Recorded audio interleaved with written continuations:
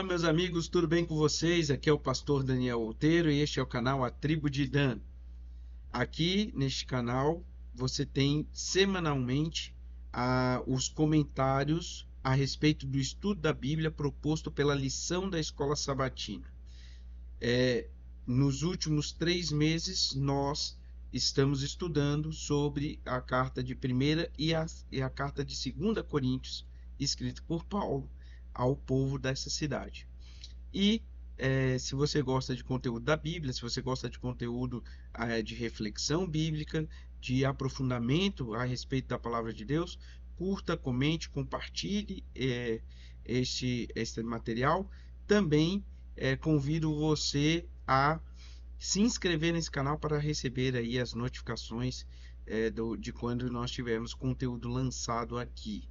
Este é o programa Classe dos Professores, que tem essa proposta, né? De vez em quando nós lançamos um ou outro material que não tem como base ali a proposta da lição da Escola Sabatina, mas o programa mais fixo da nossa grade é o programa da Classe dos Professores. E o texto que nós vamos refletir hoje está em 1 Coríntios, capítulo 15, e o verso principal desse texto é o verso 14 e também o verso 17, quando Paulo fala o seguinte, deixa eu puxar aqui para vocês, 14, ele fala assim: e se Cristo não ressuscitou, é vã a nossa pregação e vã a fé que vocês têm. No verso 17 ele fala assim: e se Cristo não ressuscitou, é vã a fé que vocês têm e vocês ainda permanecem nos seus pecados. Bom, a base do cristianismo é no sacrifício de Cristo em nosso lugar e a vitória dele sobre o pecado e a morte. Se Cristo não morreu, nós estamos perdidos nos nossos pecados. E se ele não ressuscitou, ele não venceu, ele não teve o poder para vencer a maior consequência do pecado. Então, são esses dois pontos que nós estamos trabalhando aqui. Cristo morreu e ressuscitou. Sem isso, o cristianismo não é nada. O cristianismo não é uma série de leis morais para que você siga. O cristianismo não é uma filosofia de um estilo de vida. O cristianismo é a entrega ao Senhor e Salvador Jesus Cristo, que morreu no nosso lugar e ressuscitou. Se ele não morreu e se ele não ressuscitou, vã é a nossa fé. Bom, aqui, como este programa é um instrumento para que você tenha mais ferramentas para trabalhar com mais detalhes, com o seu grupo de alunos ali, por isso que o nome é Classe dos Professores, eu vou aqui falar sobre algumas questões que são apontadas a respeito da morte e ressurreição de Jesus Cristo. Uma vez, o jornalista Lee Strobel, ateu, ele queria provar que Jesus não ressuscitou. E, para isso, ele seguiu uma série de linhas de possibilidades do que teria acontecido com Cristo para que as pessoas chegassem à conclusão de que ele ressuscitou, mas que essa conclusão seria enganosa, seria falsa. As pessoas estariam erradas a respeito das conclusões que chegaram. E, bom, o Lee Strobel, então, desenvolveu essa linha de raciocínio. E ele escreveu a sua linha de raciocínio num livro chamado O Caso de Cristo. Essa ideia de caso de Cristo não é um caso de relacionamento, mas é um caso criminal, né? Um caso de Cristo. Esse livro foi traduzido para o português com o nome Em Defesa de Cristo e também recebeu posteriormente um filme feito pelos americanos, né, pelos norte-americanos, com o mesmo nome, Em Defesa de Cristo em português e O Caso de Cristo em inglês. Esteve por muito tempo na Netflix, não sei se ainda está, mas se não estiver nessa plataforma de streaming, você encontra também no YouTube, você encontra o filme completo. em defesa de Cristo. Vale a pena assistir. Bom, quais são os argumentos seguidos por Lee Strobel? Lembrando que essa é uma história verdadeira, né, que foi adaptada para o cinema e para o livro. Quais foram as linhas que ele seguiu? Primeiro, você tem que entender que nenhum, para não falar nenhum, né, pode ter um ou outro, mas é um caso, dois casos isolados no mundo inteiro de historiadores e arqueólogos sérios que vão dizer que Jesus não existiu, entendeu? O restante todo fala Jesus existiu. Então, por mais que ele seja um historiador ou um arqueólogo que não admite nenhuma religiosidade, eles vão admitir que uma pessoa chamada Jesus viveu na Palestina, levou muitos homens a segui-lo, e esses homens aí propagaram a história desse Jesus que até hoje influencia a nossa vida com mais de 2 bilhões de seguidores ao redor do mundo, e dividiu o tempo em antes e depois dele. Então, esse ser Jesus não é negado pela maior parte dos historiadores. A esmagadora maioria. São tantos que a gente pode dizer que é um consenso. Uma pequena parte vai dizer que Jesus foi inventado, mas a maior parte é consenso: Jesus existiu. A questão deles não é o Jesus ter existido, mas é o Cristo da fé. Se eu não estou enganado, quem propagou, quem melhor divulgou esse tipo de ideia foi um teólogo chamado Rudolf Bultmann, que ele falava que o Jesus histórico é um homem que trabalhava como um construtor, que é mal traduzido como marceneiro, né, e carpinteiro. Na verdade, Jesus era um construtor, um tecton. Esse homem teve alguns discípulos, mas ele não fez nada de extraordinário. Ele não andou sobre as águas, ele não ressuscitou mortos, ele não curou doentes, ele não fez milagres. Essa é a diferença entre o Jesus histórico e o Cristo da fé.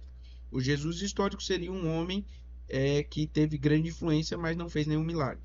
O Cristo da fé seria o Cristo que se desenvolveu a partir da história desse homem, mas aí atribuindo a eles uma série de milagres. E então, admitir que Jesus existiu não é uma coisa tão absurda assim. Não precisa de fé para admitir que Jesus existiu. A fé aqui é exigida para acreditar que as suas realizações sobrenaturais elas aconteceram. E aí nós vamos aqui entender alguns levantamentos que o Lee Strobel fez, esse jornalista ateu querendo provar que Jesus não morreu e ressuscitou, e quais foram as conclusões que ele, como um ateu, chegou. E uma dessas questões levantadas pelo Lee Strobel está aqui, que foi registrado no livro dele. Primeiro, ele teria dito, e isso não é um argumento novo, é um argumento antigo. A gente tem que lembrar que o cristianismo está aí há 2000 anos, e há 2000 anos os cristãos respondem essas questões que são aqui levantadas. E o cristianismo não desmoronou, porque se uma dessas questões, se fosse provado que Jesus morreu e não ressuscitou, se não houvesse qualquer possibilidade de Jesus ter ressuscitado, o cristianismo já tinha caído. Essa é a base da fé. O cristianismo existe por causa da morte e ressurreição de Jesus Cristo. Sem isso, não tem por que ter cristianismo. Tá bom? Então, olha só. E não é porque Jesus, e aqui é um detalhe, não é porque Jesus se prova um ser divino neste momento, é porque a morte de Cristo é o preço dos nossos pecados. Sem isso, os nossos pecados não estão pagos. Sem os nossos pecados pagos, nós estamos condenados, independente de quão bom você seja, de quão maravilhosa seja a sua vida, de quão caridoso você seja, não importa. Se Jesus morreu e não ressuscitou, você está condenado. É isso. Então, o cristianismo, sem isso, o cristianismo não é nada. tá? E aí a primeira coisa que ele fala os discípulos inventaram. Por quê? Porque se Jesus se dizia o Messias, esse Messias morrer de uma forma tão humilhante quanto a morte de cruz, que era a forma mais humilhante que existia naquela época, um Messias morrer de forma tão humilhante quanto a morte de cruz, desmoronaria toda a narrativa que os discípulos estavam construindo. Aí um discípulo teve a brilhante ideia de falar assim, cara, para que não fique tão feio essa história de que Jesus foi morto na cruz, né? Olha só que absurdo, o Messias foi crucificado, aquele que deveria salvar e libertar Israel foi crucificado. Vamos dizer que ele foi morto na cruz, sim, mas no terceiro dia ele ressuscitou. Esse seria a explicação dada por Lee Strobel para narrarem que Jesus ressuscitou. Mas qual é o problema desse tipo de afirmação? O problema desse tipo de afirmação é que uma mentira ela é contada para se ter vantagens. E ela é contada de uma forma que ela tenha que ser o mais crível possível. Então, se eu quero que alguém acredite em mim no primeiro século, eu não vou colocar como testemunha, como a primeira testemunha do ato que eu estou querendo que todos acreditem, uma mulher. Porque o testemunho de uma mulher não é válido no tribunal. Então, o fato de os discípulos escreverem que uma mulher viu Jesus, foi a primeira pessoa a ver Jesus ressuscitar, já seria um contrassenso se eles estão querendo inventar uma mentira. Eles iam parar assim, não, peraí, mas quem é que vai acreditar que uma mulher... E não precisa ser alguém versado no direito, não, tá? Porque seria uma coisa comum. Na hora que ele colocar assim, uma mulher viu... Um primeiro ia falar, mas se você estivesse me contando essa história, eu não ia acreditar, porque eu não ia aceitar que uma mulher fosse testemunha de algo tão incrível.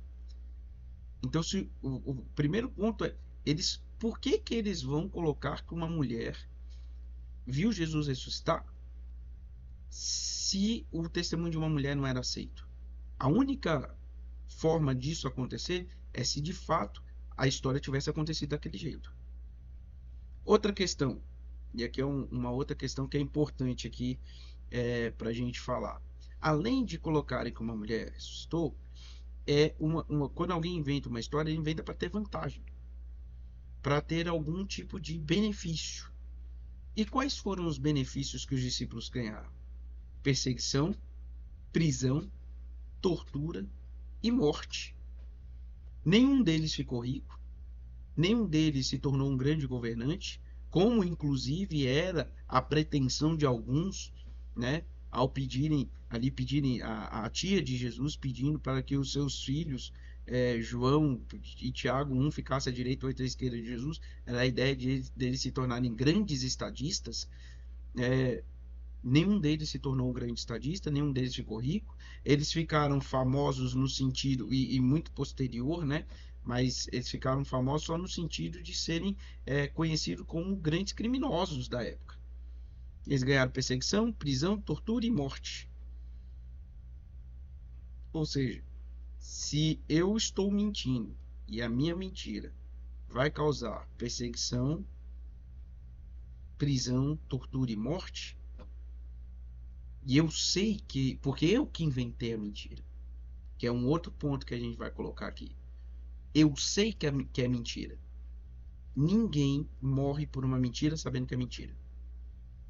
Estão entendendo? Eu posso morrer por uma mentira, mas acreditando que é verdade. Agora, se eu inventei uma mentira e eu vou. As pessoas falam assim: ou você nega essa mentira ou você morre, na hora. Não tem uma pessoa que levantaria a mão, não levantaria a mão e falar: não, não, de fato, eu estou mentindo.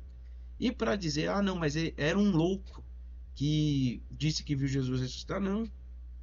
Foram só dos discípulos, eram 11, porque Judas havia morrido, mas depois o Matias lá, que entrou no lugar de Judas, também foi morto.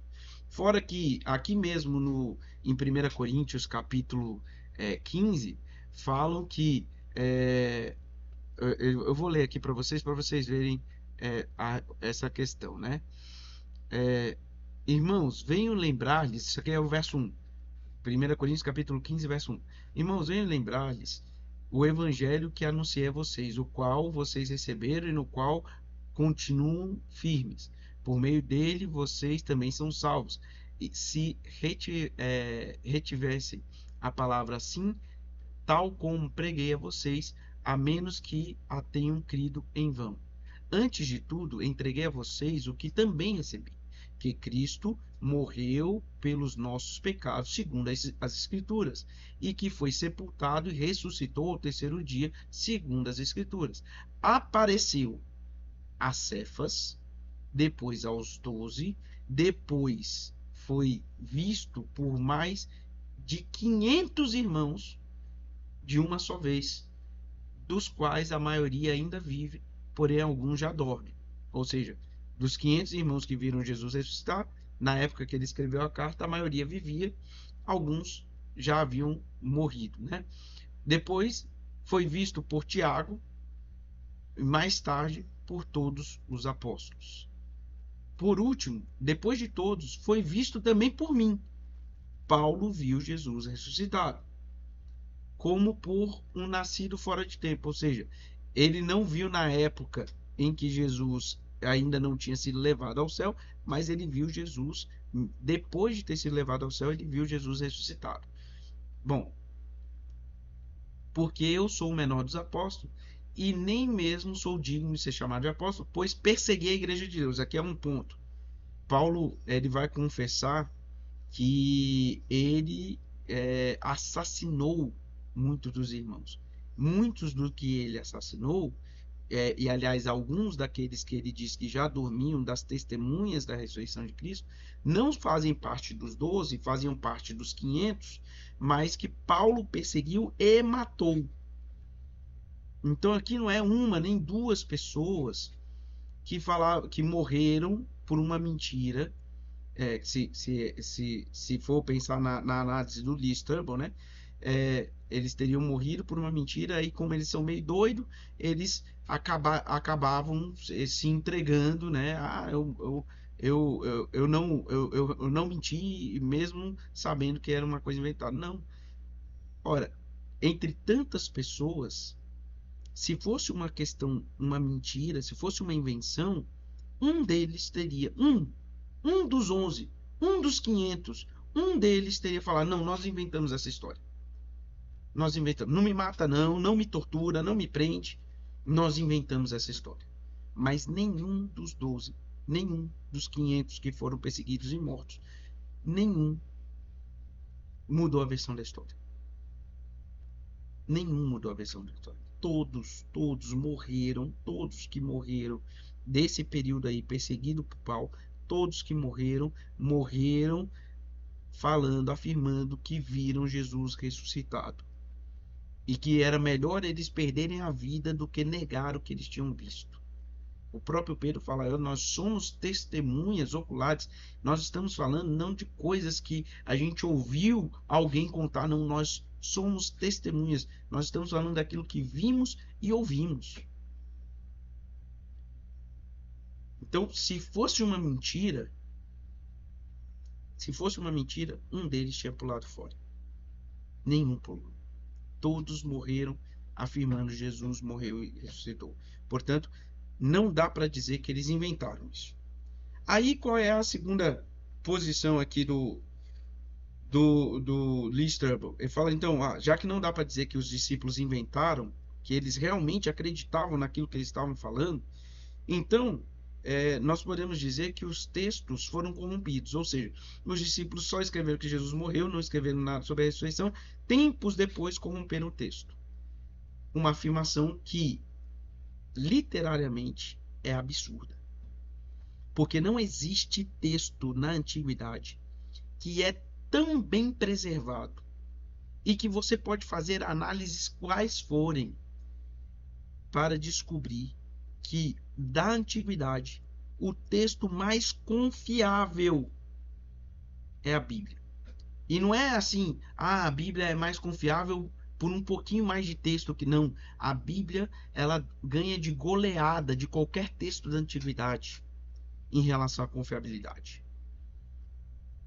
O que os principais estudiosos disso, e aí a gente está falando, existe uma ciência chamada crítica textual, que essa ciência se dedica a ver como o texto foi produzido e chegou até nós. Essa ciência, ela se debruça também sobre a Bíblia. E o que os especialistas nessa área dizem é que você pode confiar. E aqui eu estou falando de especialistas, tanto aqueles que são da fé quanto aqueles que não são. Você pode confiar que o texto que saiu da mão dos autores bíblicos é o texto que chegou aqui para nós. Para você ter uma ideia, é lógico, nós não temos o original. Mas a gente não tem o original de nenhum livro da antiguidade também. Não só da Bíblia. Qualquer livro da antiguidade a gente não tem o original. Entretanto, a Bíblia é o livro que nós temos maior número de cópias para poder comparar e saber se o texto ele foi adulterado ou não. Eu gosto de usar um exemplo aqui, como se fosse uma sala de aula. Um professor escreve alguma coisa no quadro e os alunos copiam. Quando acaba a aula, o professor apaga. O original se foi. A Bíblia é isso, o original se foi. E só temos as cópias dos alunos. 30 alunos, 30 cópias. Uma mãe pega o caderno do filho para ler e vê que o filho dela escreveu um absurdo. E o filho dela fala, não, mas é o que o professor colocou isso no quadro. Ela vai com o caderno do filho e leva para a direção da escola. E aí chama o professor e fala assim, professor, você colocou isso aqui no quadro, esse absurdo no quadro, e o menino copiou? O professor olha para aquilo que o menino escreve e fala, não, eu não fiz isso. Como saber? Se o quadro, o que estava originalmente no quadro não existe mais, como saber? Olha, é um jeito simples de saber. Você tem mais 29 cópias daquilo que foi colocado no quadro. Você pega as 29 cópias, compara as 29 cópias com aquilo que o aluno colocou, escreveu, e aí você descobre se o professor escreveu ou não aquele absurdo que a mãe encontrou no caderno do filho dela. A mesma coisa a gente pode fazer com a Bíblia. A Bíblia nós temos mais de 5.600 cópias manuscritas só em grego da antiguidade. Se nós formos falar de outras línguas, latim, copta e outras línguas que existiam na época, nós temos quase 20.000 cópias da Bíblia. Eu falo grego porque o Novo Testamento foi escrito em grego. E aí você compara essas cópias umas com as outras, vai comparando essas cópias, e o que você percebe? Que não existe adulteração significativa, principalmente na questão teológica. Às vezes você tem uma dificuldade, será que aqui escreveu que a camisa era branca ou era amarela, sabe? Dificuldades que não mudam a teologia, mas você não tem dificuldades teológicas nenhuma. E você pode confiar, o que esses especialistas falam, que você pode confiar que o texto que você tem nas suas mãos é aquilo que os discípulos, os profetas deixaram para nós. Tanto o Novo quanto o Antigo Testamento, principalmente depois das cavernas de Qumran, você descobre que não houve mudança. Não houve mudança. Então, essa teoria da adulteração é a teoria mais absurda que existe para a Bíblia. A Bíblia não foi adulterada. E isso aqui não é questão de fé. Não é questão de fé. Você tem os dados daqueles que estudam mostrando que a Bíblia não foi adulterada. Então não é questão de fé. Portanto, os discípulos falaram que Jesus morreu e ressuscitou e morreram acreditando nisso. E a Bíblia que registra esse testemunho não foi adulterada. Então o Listraba pula para um outro momento. Ele fala assim, não, então o que nós podemos dizer é que houve um delírio coletivo. Aquelas 500 pessoas queriam tanto que Jesus tivesse ressuscitado, que todas elas imaginaram ao mesmo tempo Jesus ressuscitando. Ressuscitado, falando as mesmas palavras, fazendo as mesmas coisas. é interessante, porque se você for consultar, e o Lee Strobel foi consultar uma especialista, uma psiquiatra, né, especialista na mente humana, e o Lee Strobel falou assim, olha, a especialista falou assim, acreditar que 500 pessoas tiveram a mesma visão, o mesmo sonho, vamos dizer assim, porque o delírio é um sonho, tiveram o mesmo sonho ao mesmo tempo, é um milagre tão grande quanto acreditar na própria ressurreição. Você aí que é casado há muito tempo, imagino que você várias vezes teve sonhos dormindo e sonhando. Quantas dessas vezes que você sonhou, dormiu e sonhou, você acordou e falou assim, a sua esposa falou para você que também sonhou e sonhou a mesma coisa que você? Não existe sonho compartilhado. Não existem duas pessoas tendo o mesmo sonho. E nós temos 500 pessoas que viram ao mesmo tempo, Jesus ressuscitado, né? É, aqui diz que no verso 6, depois foi visto por mais de 500 irmãos de uma só vez. De uma só vez. Não foi 500 irmãos separados. 500 irmãos de uma só vez. Bom, e o último argumento que ele usou foi a teoria do desmaio. O que também acabaria com a fé cristã. Porque se Jesus não morreu, ele não pagou o preço dos pecados. Se ele não pagou o preço dos pecados, por mais bonzinho que você seja, você está condenado. Então, a teoria do desmaio é mais uma teoria aí colocada. A teoria do desmaio é a ideia de que Jesus sofreu tanto, estava tão angustiado, que ele desmaiou e os soldados confundiram aquele desmaio com morte. A verdade é que até revistas científicas e médicos se debruçaram sobre o tema e publicaram as suas conclusões em revistas científicas referendadas, revistas de medicina reconhecidas, e a conclusão que eles chegaram é o seguinte: o que Jesus sofreu quando atravessam a lança aqui no lado dele, né, e sai sangue misturado com água, Jesus sofreu um derrame pericárdico. O que isso quer dizer? O coração de Cristo rachou. Não sei se você conhece alguém que vive com o coração quebrado. Aí você fala assim, não conheço, pastor. Tem lá um rapaz que sofre por amor. Não é isso. Não é isso. Estou falando de alguém que de fato o coração dele está rasgado, dilacerado, né, cortado, partido. Não por questões emocionais, mas por uma questão física. Coração partido não bate, está morto. Né? Além de todo o sofrimento que garantiria a Jesus uma morte. E por mais que os soldados não fossem médicos para darem um atestado de óbito, né, coisa que naquela época não existia, né, eles eram assassinos profissionais. Eles sabiam quando alguém estava morto. Até porque, se a pessoa não tivesse morta e ela conseguisse escapar da cruz, quem seria morto seria o próprio soldado.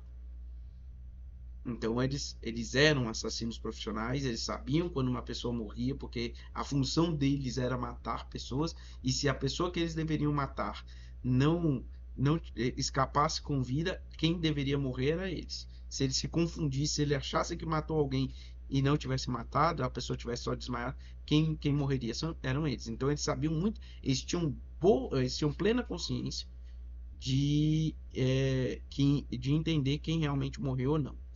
A cruz também não morre por inanição, né? Ou seja, por falta de alimento ou por falta de água. A cruz mata por asfixia. Uma pessoa que desmaiasse na cruz não conseguiria fazer o movimento necessário para respirar.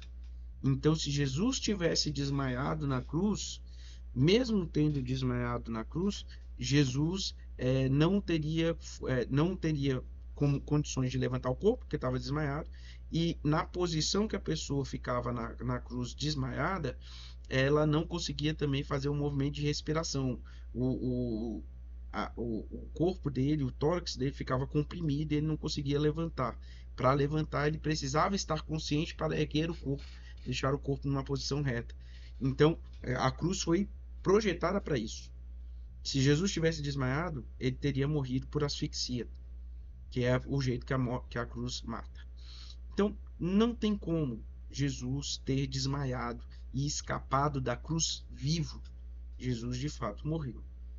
Mas se ele morreu e depois de 3 dias, mais de 500 pessoas viram Jesus ressuscitar, essas pessoas preferiam morrer do que dizer que inventaram essa história.